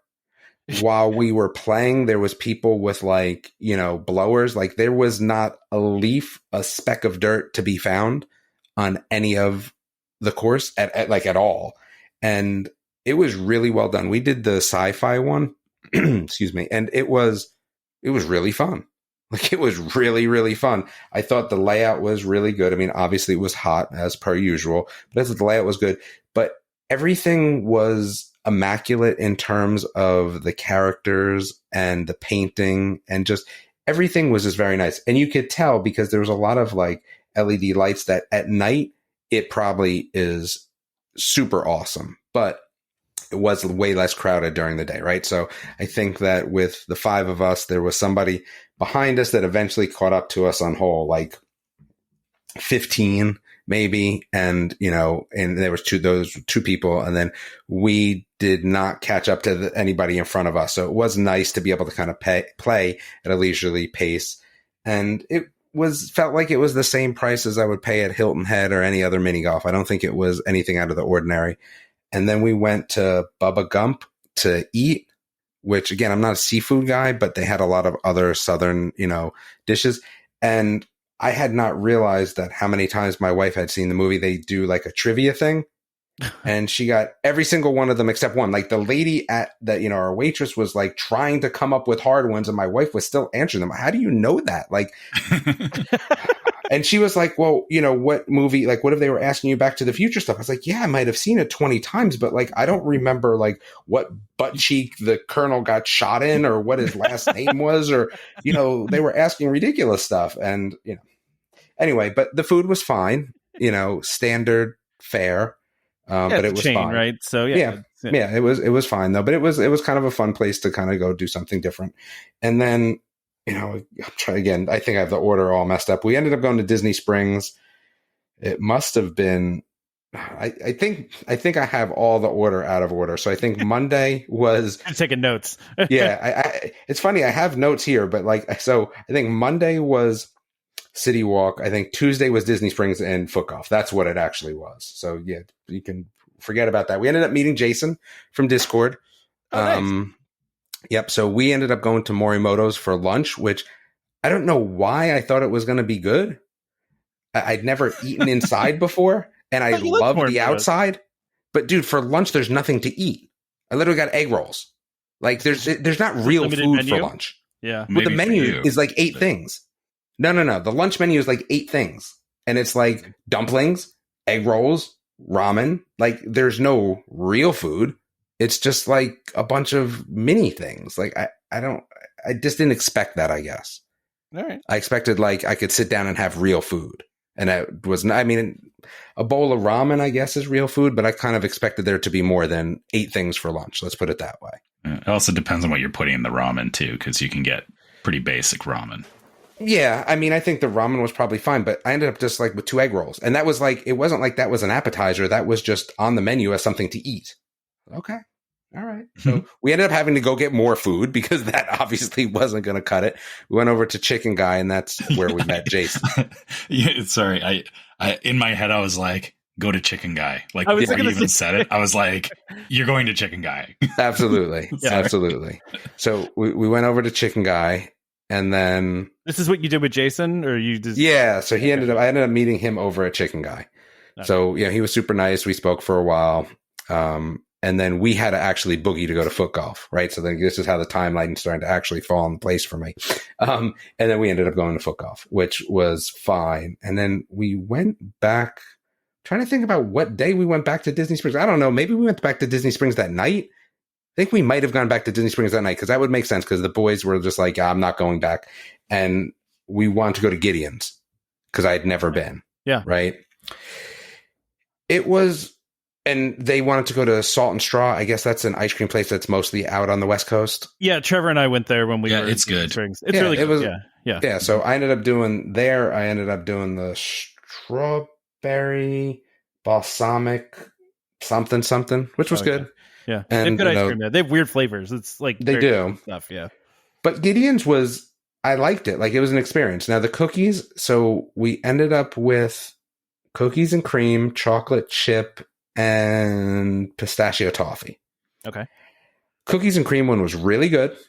Nice. The chocolate chip one was very mid, like just like fine, but like nothing special. And my son was even like, dude, too many chocolate chips. Like, yeah, I feel. Yeah, they like cover it with chocolate chips, right? Yeah. Like it's yeah. And then the toffee pistachio one was just okay, but the cookies and cream one was pretty darn good. So that was definitely, it was, I think the experience of going to the store, like it literally is like a Harry Potter, cookie place. It's like a gothic kind of like library kind of feel to it, right? Yeah. I believe is their Yeah. theme. Yeah. Mm-hmm. Yep. Whoa. And after Bubba Gumps, we did, so me and my daughter ran back to Tucson while they were walking to the car. So we ran all the way to Tucson, got a milkshake, and then ran all the way back and got to the car, barely after they ended up going. We ended up getting some vanilla custard milkshake, which was ridiculously good. So Gideon's was fine. I don't think I need to go again. Like, I don't think it was that good. I don't think it's any better or worse than Crumble. That's what I would say. Like, but the experience is, definitely worth going once just to kind of check it out. I feel like. Yeah. Yeah. So then I'm looking at my notes. All right. Yeah. So it's funny. The one thing I almost had to make sure I talked about is, so my son, as we're walking back from Disney Springs, was asking me about, like, he said, I just don't understand. This is my 9-year-old. He goes, I just don't understand. Like, before, like, you guys didn't have phones, right? Like, so what if someone wanted to talk to you? Because, like, I guess we must have been like, yeah, I'll just text you, or like, or we're going to go. Like, he's like, what did you actually do? I said, like, for real, like, if you weren't home, like, no one could get in touch with you. And he's like, no, what if Nana needed to really call you? I said, yeah, and like, that was it, man. Like, that there was nothing you could do. Like, it just was what it was. I just thought it was funny that, they really don't understand that world. Like, it never existed for them. No. At all. And it's kind of crazy to think about. Yeah. Yeah, it really was. Because he truly was like, well, I just don't get it. I just don't understand. But yeah, it was definitely an interesting thing. So the next day was our day at EPCOT, and we got up. I want to say we ended up waking up because we were going to rope drop something because we weren't going to do passes or anything like that. Right. So We're at least going to rope drop test track, didn't you? Yeah, that's what we decided to do. Yeah. So we did end up grabbing Lightning Lane for Guardians, because we woke up at like 7:03 and the lottery was done. Wow. Man, really? Like, I thought like it would have like kind of chilled out a little bit. On some days, I think it just depends on the day, because I've seen somewhere like it lasts till later in the day. But here's the thing. There was nothing, yet the park was not even packed. Like, the park was almost empty. Now, listen, a lot of that probably had to do with the fact that it was just hot, right? Because you're in June and you're in August weather already, like hot. But the park was not packed at all. So anyway, we ended up buying Lightning Lane. I'm starting to think, like, so this is the third time that I've ridden it, right? Which is not a lot, but right, still enough. I think I enjoyed it more this time than I did the first two times. And I think more for maybe the smoothness of the coaster, right? Just very smooth. Yeah. Yeah. Just getting a little bit more of a feel for it where, like, how to put this? It's not thrilling, but it's entertaining. And I think that can be lost sometimes on the first time. Listen, it is not my favorite ride by any stretch of the imagination. Sure, I still think it's a little bit overhyped, but I will say that I enjoyed it more now, being able to kind of vibe with it, because it's not a thrill ride. And look, I'm sure it's a thrill ride for some people, but for me, it's not a thrill ride. And I think the expectations of it being more than what it was meant to be is why I just didn't care for it. Now going in saying, okay, this really isn't a thrill ride, at least for me and my family. It's still an enjoyable ride, because it is, like I said, it's nothing new for me, but it's done well in terms of, you know what I mean? Like, just the layout. The sum of its parts is better than the individuals. Yeah. But the other thing I will say, like, there's so much that's just is automatically just gets ruined by people. So you have this, like, Trevor, have you been on it before or no? Yeah. Yeah. Okay. So, you're going through it and you have like these shows, right? The pre-shows. Dude, people literally walk in and go hover by the door to the next thing immediately. Mm-hmm. It just, you know what I'm saying? Like, dude, like, how much further is that getting you?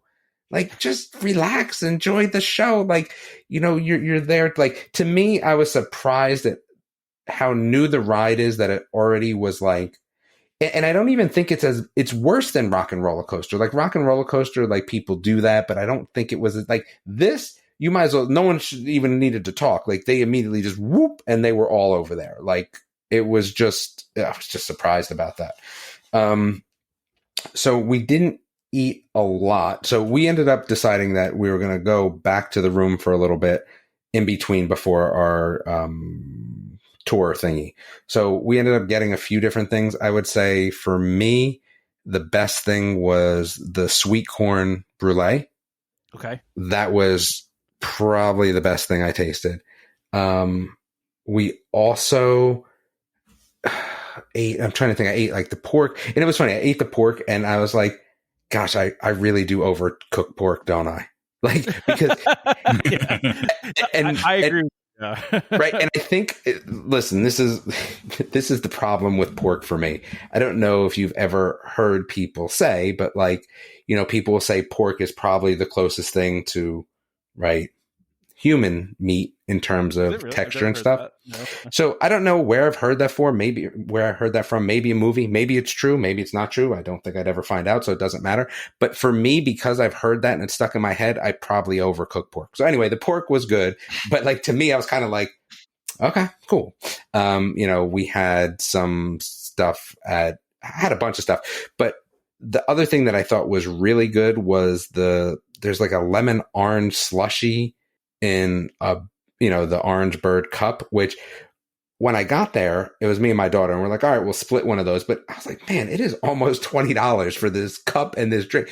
I just said, oh, do you have to get it with the cup? And they're like, nope. I said, oh, okay, well, how much is it like without? They're like $4.95. So, okay, I'll take two of those instead and still save myself $6. Yeah, exactly. And they were really good. So that was something else that was enjoyable. Me and my daughter tried to ride another ride while we were there, but we just couldn't, because like the two rides we would have ridden are Frozen or Ratatouille, and they were just packed. So we ended up seeing Mike that day, and he was like, hey, because he was going to Epcot as well, but he was going later in the day. So we ended up going to our tour first before we saw him. So what do I think about the tour? It was okay. So this is the behind the scenes tour? Yeah. So I will say though that again, this tells you how packed the park was. So Soarin', the 2 times that we rode it, 15 minutes and 10 minutes. That's not bad. I mean, and we, Figment obviously walk on, but like I just thought Soarin' was Frozen and Ratatouille were still long. They were still, but see, they were just to the point where like we were like, I don't need to ride it that bad. They were at 60 and 65. Okay, yeah, which is not bad. No, it's not terrible for those two. Yeah, no. So, but I mean, we were just like, I don't need to ride it that bad. I get that. There's a level. Like if it was at 45, you might think about it, right? Like at 45, we would have gotten online. That's what we said our cutoff was. But I still didn't think it was terrible. And again, the park was not packed. Like you're walking through Epcot and it was enjoyable, right? It wasn't packed at all. That's nice. And you got to see the top of Moana stuff that they're putting in, right? It finally is, kind of over the top of the walls. The walls, yep. So it looks pretty cool. I still is it going to be just a walkthrough? Yeah, like is it going to be? Yeah, is it going to be like how are they going to manage the walkthrough? That's what I'm curious about. It's a really good question because somebody posted construction pictures online and they had a capacity number on there, which means they need to somehow control it, right? Yes. And it's in the middle of the freaking park. Like, I know. Yeah, I don't know. I mean, it's a question.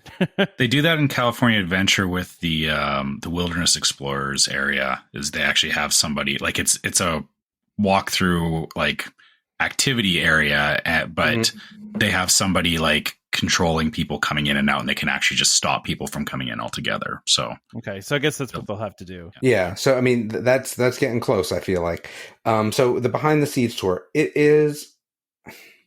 was okay. Like I would describe it that way. Yeah, the guide that we had. So have you guys both been on it or no? I've done it. I haven't done it. Yeah, so I did it years ago, and it's such a cheap tour. It's like probably the cheapest tour at Disney. $35 now. Oh, it was way cheaper when we did it. I think it was like $15 when we did it. Yeah, $35 now. Our guide was really good, right? But there's not like you don't see a lot different than what you see from the boat, right? Yeah, I think true. that's yeah. Right. So you go behind the scenes a little bit, but I mean, not really enough, I feel like. And then they give you, like 2 slices of cucumber. Okay, cool. Like, I feel like because it is a tour with a limited amount of people, you could get more touchy feely with the stuff. And I understand they say, oh, they don't do it because, we use that to, I don't know about that, man. They use the food and they don't want to contaminate it and things like that. But sure. I don't know. I feel like there should be a section where like you could do a little more. Like, there's a lot of talking, right? And you wear headsets, which is fine. You can ask a bunch of questions. I mean, this girl knew her stuff, right? There was no doubt about that. But I would have liked something where I could do a little bit more. Like, so you have what? The figure you have on average, 15 people. It doesn't even matter. Like, you like one day can like, everyone pick one coffee bean, and then the next day everyone can pick one tomato, and like, you know what I mean? Like, you could make it something like that, where it felt a little bit more interactive. It didn't feel, again, that much different than the boat interactive wise, in terms of what you could do. I mean, the fish stuff was kind of neat to see. Like you fed the fish. Okay. I'd rather pick a tomato. You know what I mean though? Yeah. Like I'd rather pick it's a lot more like deep information like about the plants and everything than you're right. It's pretty much the same stuff you see as the tour, except you're on the other side of the boat, right? Like you're behind the plants. You get to go where that little lab is. I feel like we went in there. I don't remember if we did or not, but yeah, like, and you get to, stand in those spots, but you're right. It's nowhere different than places you've been, I mean, that you can see on the tour. And it's really just, like you said, it's very heavy on the information, right? It's a lot of talking. But yeah, I mean, so it was fine, but I think it made us realize that we're going to do the Animal Kingdom Safari one next. Do those, man. Yeah. Every tour I've done at Animal Kingdom has been great. Like, because to your point, what else have you done there? So we've done like 2 or 3 tours there. One of them we were behind, like we went to all the animal enclosures, right? Like, Oh so, yeah, okay. yeah, like so, like we got to stand like right by where the elephants were, and there was an elephant in there. And like, you know, you get to go in the building where they keep the elephants, and like, you know, they bring you into this building where they have all these reptiles and bugs and stuff that they don't even have on display. They just have them there. You know what I mean? Like, so like, there's all this stuff you get to see that's very behind the scenes. And we did another one too. I'm trying to remember how this one. Oh, we did the morning safari one where we got there super early. We got a private safari. Is that the 3-hour one? It might have been, yeah. Like it was on our honeymoon, so it's been a while now. That's the one I want to do. 10 years or so, yeah. So and then we did another one where we got to like feed the birds in the morning, and like, you know, they put like mealworms in your hands and the birds just kind of jump all over you and eat, and it's pretty cool. Yeah. I mean, I think, like I said, for what it was fine because the cost wasn't a lot. But again, with 5 people, the cost is always a lot, no matter what it is. Well, if you do Wild Africa Trek with your family, it's going to cost you over $1,000. I mean, like, that's an expensive one. Yeah. Yeah. I think that's what we're looking at, though. So the other thing is the butterfly thing is still there, right? The butterfly tent. Yeah. Which I love. I mean, I love that. I agree. I think that's great. So we did that as well. And yeah, I mean, we didn't do a lot. Like, it was a little bit more of a lazy vacation, but it was, you know, good doing seeds. It was good getting some food and things like that. But I like EPCOT, you know, obviously McCool's, like we hit that twice. So we ended up doing Figment, and then we ended up meeting Mike and his whole family over at the lounge. So I didn't realize that the lounge closed at 6. I keep forgetting that, right? Oh yeah, yeah. So it was like, by the time we get there, he's like, "All right, we'll just meet at the lounge." Okay, cool, we'll meet you at the lounge. And then we get to the lounge, they're like, "You know, they're closing in 5 minutes, right?" So like, well, can we just go up and get something to drink? And yeah, so then we ended up all going up there to get something to drink. And then, you know, obviously we were talking, so they ended up having to kick us out anyway, right? Because we're like, "Oh yeah, it's time to go." Okay, yeah, our bad, get out, right? But he was super nice. You know, his kids and his wife, I mean, they were there. We chatted with them for a while. So it's always fun to, you know, meet people at the parks, I would say, right? It's always kind of a fun time. So I was happy to, you know, have them, you know, both come and, you know, take time out of their schedule to kind of say what's up. So that was definitely cool. I think every time I've met a listener out in the parks has been always a really positive experience. Like, everybody's super cool. Well, I mean, hopefully no one's trying to meet up and like smack you down, right? Like, I mean, they might. I guess. I haven't had that issue yet. So yeah. I'm just saying, everybody I've met has been like, it hasn't been awkward. They've just been cool and like, you know, like they've been chilling. Yeah, like, but it will be interesting. Like, when I'm stuck on a boat with a bunch of them for a week, then things may be a little different. Yeah. Then there's nowhere to go. But yes, it was a fun experience. I think that our plan next year. So again, I told the both of them this as well. Like, begrudgingly, I have to say this. I hate being wrong. I hate Tom being right. Oh my God. It's like, that could be the worst, Trevor. What's about to happen? I'd way rather Trevor be right than Tom be right, but don't bring me into this. All right, what was Tom right about? Please, I need this. So Epic Universe is postponed to 2025. Called it.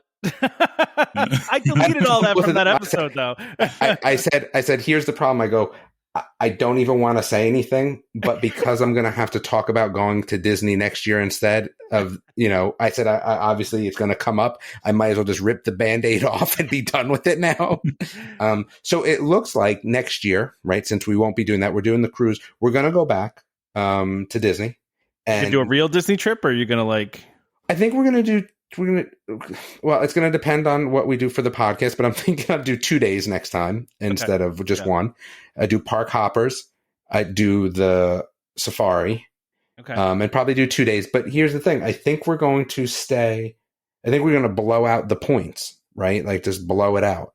So I'm debating between, you know, this Grand Villa let's say I would do a Grand Villa at like Old Key West, or a 2-bedroom at Riviera. Or a 2-bedroom at Grand Floridian. So, the Grand Villas at Riviera, I think, are expensive, and Grand Floridian is even more so.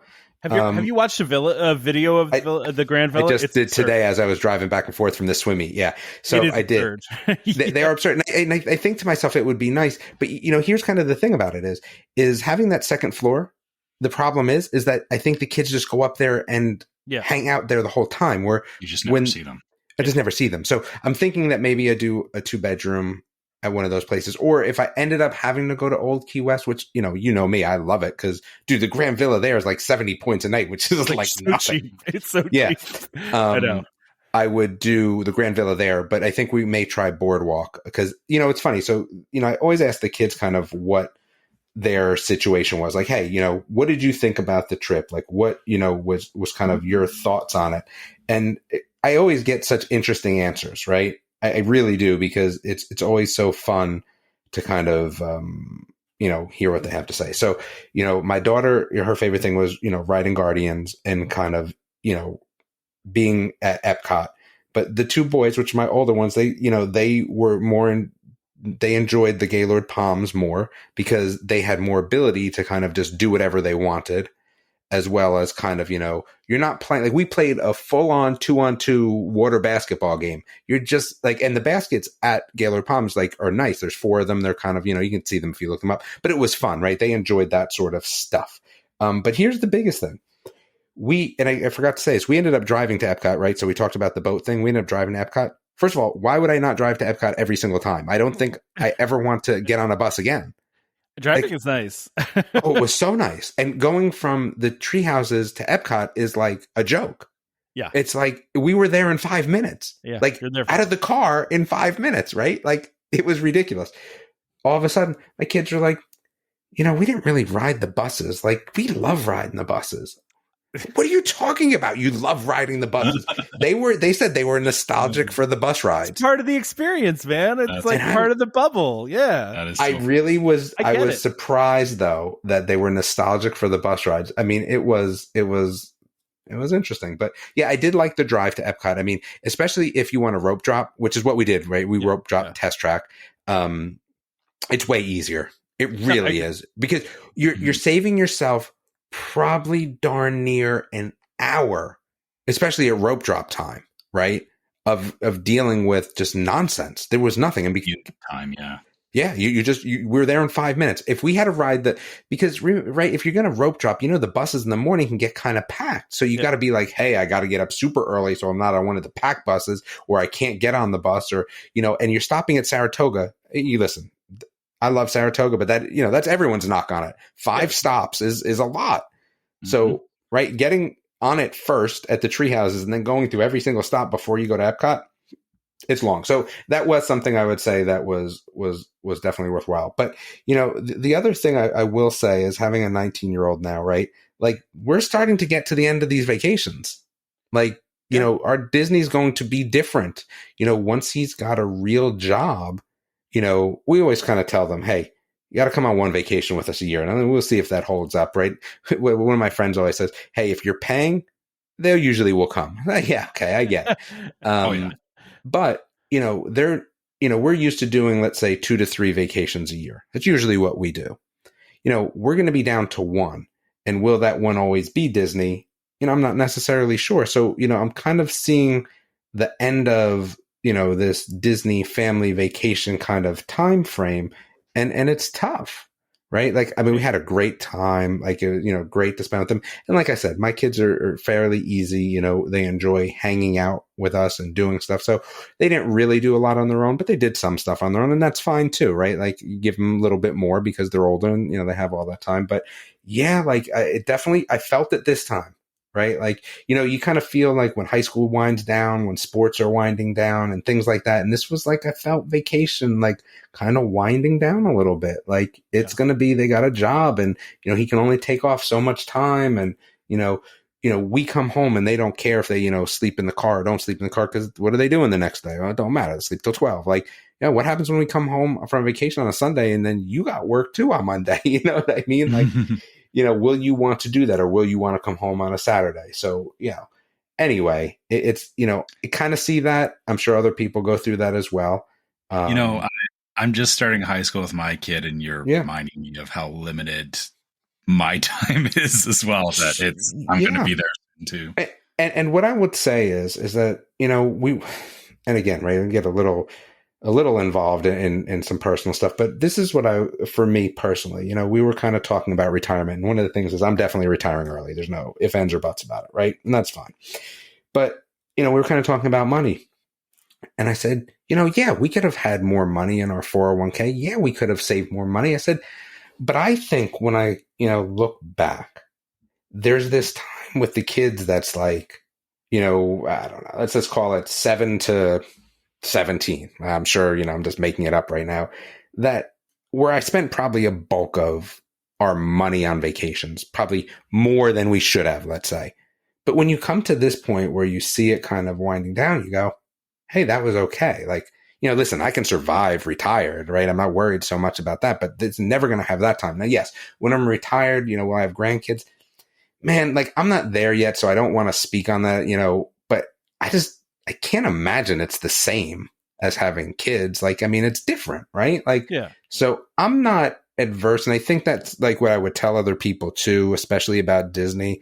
Like, man, I'm not telling you to go out there and blow your life savings, but, kind of keep in mind that, that time is definitely fleeting. And if you have to kind of put more of what you would, money wise into those years when you have kids, I think it's worth it. I mean, I don't know. I'll let you know when I'm 65 or 61. Like, I'll let you know how that works out for me. But I just feel like I said, as I'm coming to the end, it's definitely a different feeling per se. Yeah, I agree with you there, Damon, because I like even though I'm not quite there yet, You're feeling it though. Yeah, like we've definitely made choices like you. We've spent more on vacations than maybe we should have at certain points, but it's like, that extra party cost us, a couple $100, but it's worth it. Like it has some emotional weight. It does, and Trevor, right? Yeah, what you'll realize is that as they get older, like my kids tell me things like that, they've enjoyed that I kind of even forgot about that I'm glad we did, right? Like, so when you talk about like that sort of stuff, I think it's a big impact to them. And I think that's where Disney is, impactful in things that you do. Like, did my two boys love Behind the Scenes? Probably not, but they'll remember it. Right. And like, that's kind of the thing. So, as we kind of like wind down the show, I would just say that that's kind of my advice. And listen, there's people that, are older than me and way more, intelligent, have done it differently. And that's cool too. But for me personally, I would say that like, I'm okay with, kind of putting out that money for certain things, which is why I would do the, the Africa safari thing too. The Animal Kingdom safari. Wild Africa trek. Yeah. Yeah. I think that it's, it's expensive. Yeah. It's going to cost me over $1,000, but I spend $1,000 on stupid things like we all do at some point, right? Sure. Like, so I'd rather spend it to something that I think is kind of worthwhile. The only downside is there's no photo pass, right? I didn't do photo pass. I don't know. I think next year we were all kind of, three of us were talking about, right? Maybe doing a trip pass pass just for that, right? I do miss that part of it, but it's not cost effective. What am I do? Photo pass for the day? You know what I mean? Yeah, you just have one day. So yeah. Just have one day. Even if I had 2 days, it's still kind of not worth it. So that would be the only downside. I mean, phones are getting better. I did take a lot of pictures with my phone, and what I've been trying to do is like edit them right before, I post them. But I just feel like, that would have been nice to have some of those photo passes, but hey, it is what it is. I get that. Honestly, everyone I've heard that's done the Wild Africa trek said it's like amazing. So I think well worth the money for you. So good. And I'm speaking as somebody who just spent like $300 on Lego. So for myself, anyway, so listen, I kind of still wanted to, we've probably don't have a lot of time left here. Right. But, really quickly, do you guys want to talk quickly about the Star Wars game that was announced? Or anything else that's on the list? I don't, but Trevor might. You don't really? Okay. Let me throw this out there. Is that so they announced this Star Wars? What is it called? No, I totally forgot the name. Outlaws. Yes, thank you. So wait, is it a sandbox game though? Open world. Yeah. So it's made by it's made by a studio that works for Ubisoft. Which for anyone that plays games, Ubisoft. Yeah.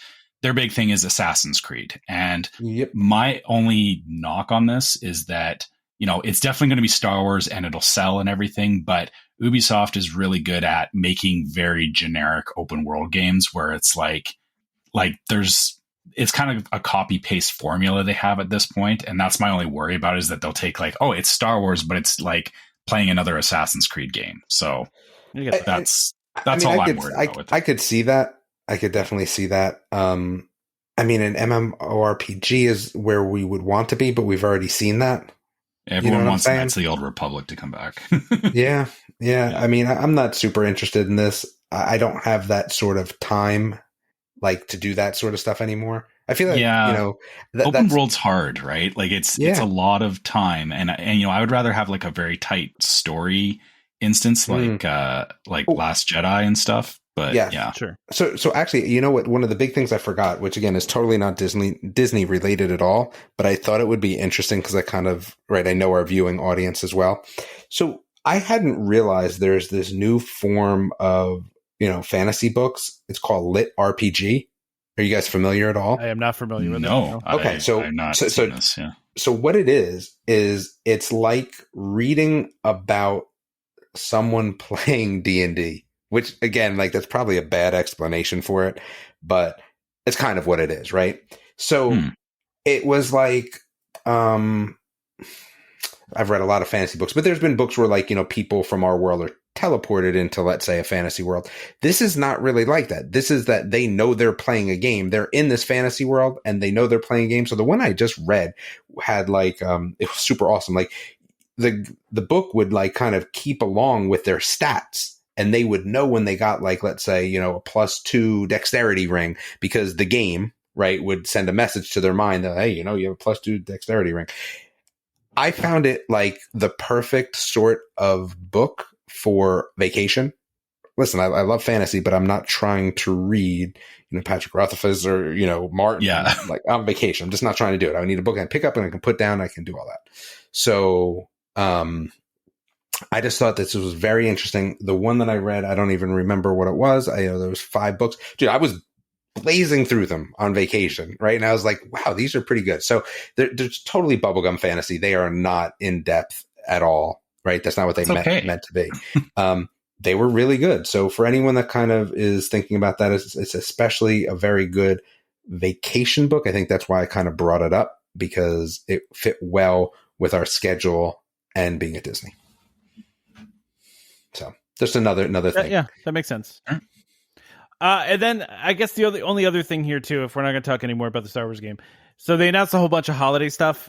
Bro, it is way too early. I saw that on the thing and I was like, I'm don't like, do this to me, man. Well, it's 98 degrees. Please don't do this to me. My two biggest takeaways, they announced a new after hours event at Hollywood Studios called Disney Jollywood Nights. And there's going to be like a whole thing hosted by Kermit and Miss Piggy. Should be kind of cool. Okay.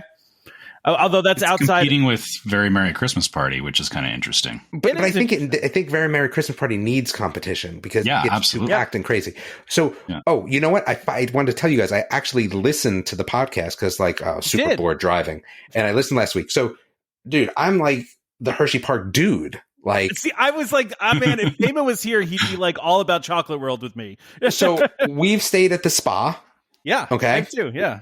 Yeah, right. We've stayed at the spot. We used to go every year, and we would go with our friends from New Jersey and kind of all go, right? Because for me, it was 2.5. So you could do it in a day, but we've also stayed there, right? And we stayed at the Chocolate Hotel, whatever the nice place is, the Hershey right? Hotel and the Hershey Hotel we stayed lodge. Yeah, that's Yeah, and we stayed at the lodge as well. We used to go there all the time. I love that place so much. And, because we're talking about going next year for a short trip, because it's actually not that bad from here, Tom. Maybe worse for you than me. Yeah, I'm not sure. Bit, yeah. But it's not that bad. So we're thinking about doing that 8 hours year. probably, right? For me? Yeah. Oh, no, it's 8 hours for me. Yes. So probably 6 for you. Yes, I think it may be 6.5 or something like that, which is totally doable. And since we're going to Dollywood this year, we're like, oh, we should go to Hershey. And the kids' faces lit up like, oh my goodness, yeah, we love it. I have never been to the water park portion of Hershey because if you're going for the day, you're kind of like, yeah, I'm not trying to go to the water park and ride home all wet. Yeah. But if we stay for a couple days, I'm kind of like, hey, that water park looks really good. Like, I'm excited to try it. So I think next year you'll get a detour trip from Hershey as well. There you go. See, I knew you'd be with me on this because I was like, I was so mad though in the car. I was like, I can't believe they're talking about Hershey. Like, that's my jam. Comet was like one of the first rides, and then you had like chocolate versus peanut butter, which is like the knockoff Buzz Lightyear. Like, dude, these guys are killing me. There was something else you guys talked about that I was upset about too, but I forget now. Well, that's what you get for going to Disney. That's what you get. No, I was thinking to myself, I might have said it on the show too. I was like, oh man, I wish Damon was here because I know he's been to Hershey. Like, you haven't. I just knew you had to have gone, and I was like, listen, I can't be driving through that area and not stop at Chocolate World. It's like you have to stop at Chocolate World. It's like it's a thing you got to do. So absolutely. Yeah. So, but Damon, I was saying you don't smell the chocolate in the air anymore. I don't know. That's maybe disappointing. It is, right? Like, and I don't know what's going on there. Maybe it was just that day, like the winds were blowing a different way, or I don't know. But it used to. I mean, Trevor, I'm not kidding. Like, you'd walk out and it was like an overwhelming smell of chocolate. Like, I believe it. Yeah, it's crazy, and it's like it seems to be. I mean, maybe it's. I don't know. Maybe it was a windy day or something. I don't know. But yeah. Anyway, sorry. But the one last thing I was going to say back to Christmas, the other part that I thought was interesting is they're not bringing back the lights on Cinderella Castle, which, you know, for years brought the giant crane behind the castle for, you know, that people hated. So maybe that's why they finally decided to not do it again. I wonder if maybe I don't know.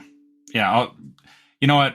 They probably have another plan in place, and I wonder if maybe they're figuring out some way of doing it without having to bring the crane out every year. Because that crane was an eyesore. Like, it ruined everybody's pictures, and it just stunk. So, all right. So we don't have to talk anymore about this.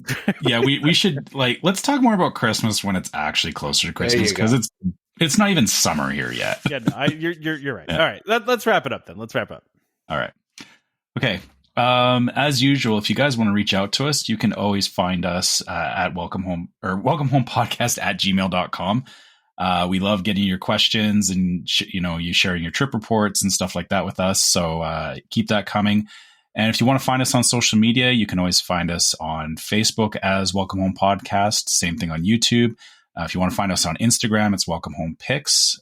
So make sure you follow us there for any time we do go to the parks. We do try and we try and post stuff. Also, if you're on Facebook, check out Welcome Home Disney Waitlist. That's our Facebook group, which has lots of our awesome listeners that you can talk about Disney stuff with. And, it's a very chill, fun group. And, everyone's been great there at, sharing their own Disney stuff and just in general. And it's always great to, get a laugh in there from time to time, because there's lots of very, very funny people that post in there.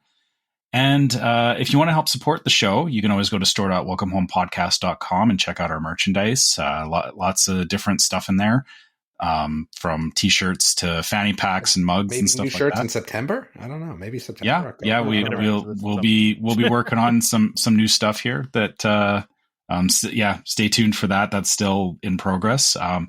If Patreon's more your speed, though, you can also go to patreon.com/welcomehomepod and check out our different rates, different levels of support, which all give you access to our Discord server, which is another place that we like talking with our fans. And our Patreon also has exclusive logos that you can't get anywhere else. So it has its own different style of the Welcome Home Podcast logo. So if that's something that you're interested in, please have a look at that. And last but not least, if you are listening to us on iTunes or Spotify, leave us a 5-star review so that it can help other people find the show. And if it's on iTunes, please write us a review, because we love hearing people share what they think about the show.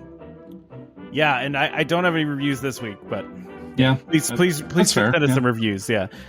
So don't forget to subscribe to Welcome Home Podcast so you can be reminded every time we release a new episode. You can find our podcast on Apple Podcasts, Google Podcasts, Amazon Music, TuneIn, Stitcher, Spotify, just about any podcast app available. Just a reminder to our listeners, Welcome Home Podcast is for entertainment only. We are not employed by the Walt Disney Company, and as such, all opinions we express on the show are our own. So please consult a DVC representative or Disney cast member for more information about anything we talked about today. A huge thank you to Derek from DVC Resale Market for joining us on today's episode, and for DVC Rental Store for sponsoring this episode, and of course World of DVC for their continued support of the show. Join us next time for more Disney Park discussion, of course, more DVC talk. We hope to see you all real soon. This is Skipper Albert Awol, the voice of the jungle, signing off from Welcome Home Podcast on the DVC. Do a huddle when we hit a chair. How she can cuddle is no man's affair.